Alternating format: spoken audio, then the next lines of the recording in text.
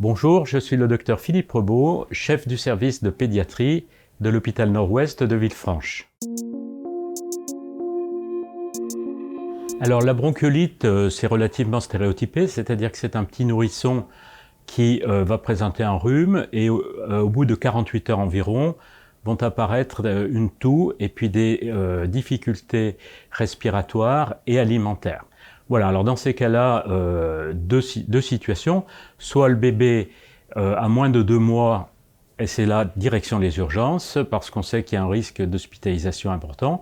Soit l'enfant prend moins de la moitié de ses rations alimentaires sur 24 heures et là aussi direction les urgences. Par contre, dans tous les autres cas, on souhaite très vivement que les patients puissent avoir d'abord leur médecin traitant pour évaluer la situation, parce que les urgences sont saturées, qu'il y aura de forts délais d'attente, et sinon, s'ils ont le moindre doute, à ce moment-là, il faut appeler le centre 15.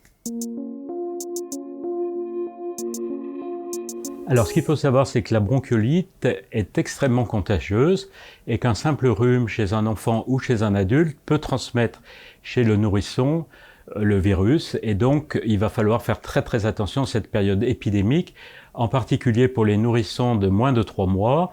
Il faudra essayer de limiter au maximum les visites, éviter les collectivités, éviter d'aller en grande surface, et puis lorsqu'on est soi-même enrhumé, faire très attention et appliquer tous les gestes barrières que maintenant on connaît bien. Et puis faire attention aussi à l'environnement du bébé, c'est-à-dire qu'il faut éviter bien sûr le tabac dans la chambre du bébé, et puis il faut bien aérer la chambre très régulièrement. Alors ce qu'il faut savoir, c'est que l'année dernière, on n'a quasiment pas eu d'épidémie. Par contre, cette année, l'épidémie démarre sur les chapeaux de roue avec un mois d'avance, et que dès à présent, les urgences sont saturées et les lits d'hospitalisation sont tous bien remplis.